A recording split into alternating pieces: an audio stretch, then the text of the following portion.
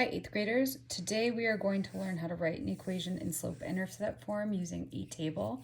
We're going to make these notes. These notes have two sides to them, so we have using a table notes and actually practicing a problem with these same points, and we are going to play around with it. Looking at these side or this side with the notes, I believe this is on the left-hand side of your paper and you have this on the right-hand side of your paper. But looking at these notes here, we are going to make a step-by-step process on how to create an equation in slope-intercept form. So step one, make a table with lots of points. Isn't that fun? Simple enough. We have these 2 points that we're going to be looking at, 3, 9, and 5, 6, and we are going to make a table with this. When I make my table, I am going to make sure that my table has a place where x is equal to 0. So that way when I make my table, I can also find my y-intercept on there. That helps me create sort of a system in terms of my table that I create, and then it also allows me to see the important parts of this. So looking at this, I have 0, 1, 2, 3, 4, 5 on my x values, and I can fill in some of this table right here with these points. 3, 9 is a point on this table, and 5, 6 is a point on this table. So looking at this, I can identify then my slope. So I'm going to use this table to find my slope. And with this finding my slope thing, I am going to look at how y values change and x values change. This is something we practiced last week, so this shouldn't feel new, but at the same time, it might be a little bit overtly obvious now that we are going to be using this over and over. So when we find our slope, we are going to look at the change in the y values versus the change in the x values, and we are going to see how these sort of impact each other as one grows and the other grows. So looking at this, if I look at just the x values here from 3 up to 5, I am increasing by 2. And from 9 to 6, I am decreasing by 3. So the change in my y values is -3. My change in my x values is 2. So the change in the y's over the x's, I can leave it as this fraction. I like this because I can see the rise over the run. But I can also write this as -1.5. So I can say my slope is -3/2 or -1.5. This -1.5 is kind of my unit rate, so I can break down my slope to find individual parts of this table. So between, like, if I was just going up by 1 on my table to find what the corresponding value of 4 is, I would then go and decrease by 1.5 to find this middle point here, and I'd say this middle point is 7.5. I can also use that slope, that increase and that decrease, to find other points. So if I were to decrease on my table on this x value by 1, so when I increase by 1, I decrease by 1.5 on the y values. And if I decrease by 1 on my x values, I would have to increase by 1.5, so I get 10.5. And I can play around with this slope over and over and over. So step 3, use the table and slope to find the y-intercept is the next part. So I found my slope, and I'm using my slope to sort of find different intervals within this table to eventually get to my x value, and when x is 0, what the corresponding y is. And I can just continue to work this table backwards over and over and over. I'm just going to continue to increase by 1.5 on that y values as I decrease by 1 on the x values, so I'll get 12 here. And then last but not least, I'll get 13.5.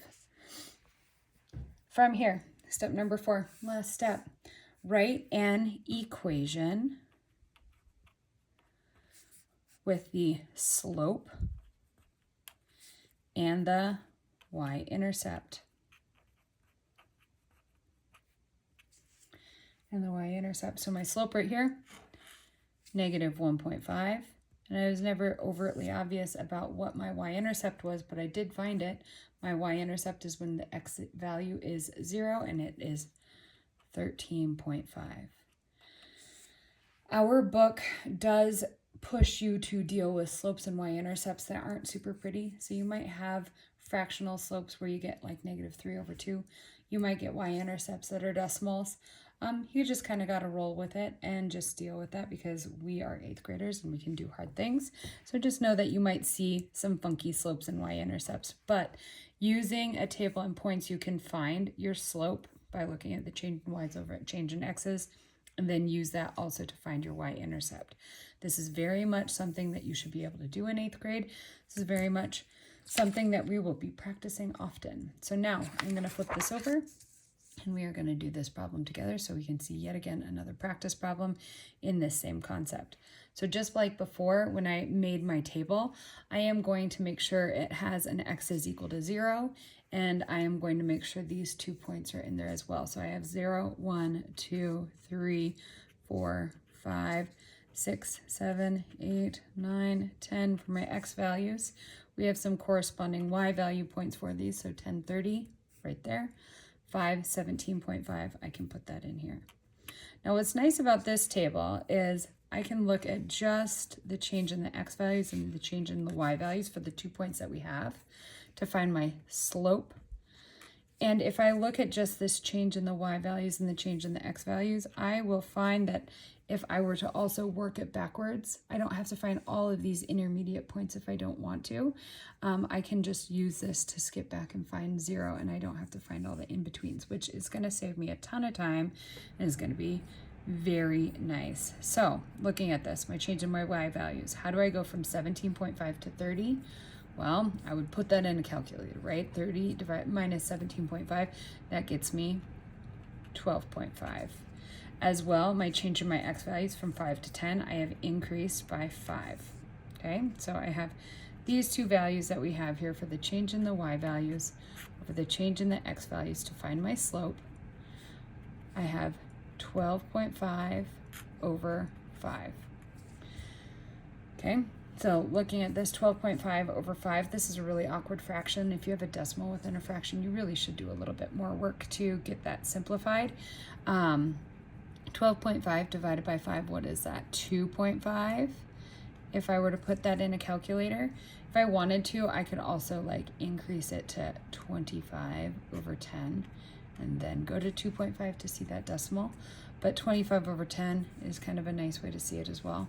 So I get 2.5 as my slope. If I were to find every intermediate point, that means like if I were to go from 5 to 6, I would increase my y value by 2.5 and I'd get 20 here. So I could find every single point in between 5 and 10 in terms of the x's. That said, I don't have to because my goal is to get what the y-intercept is next. So I need to find the y-intercept, added an extra dot there. So I have my slope. Now I need to find my y-intercept. I increased by 5 on my x value here. This time I'm going to be, my change in my x value, I'm going to be decreasing by 5. I am going to do exactly the opposite on this side too. I increased by 12.5 on my y value. On my change in my y's, now I'm going to decrease by 12.5. 17.5 minus 12.5 gets me 5. So my y-intercept equals 5. Last but not least, we're going to write the equation, and I will get 2.5x plus 5 as my final equation for this practice problem. Okay, super fun, very exciting. And now you can try some problems on your own, or we will try some problems on our own tomorrow in class.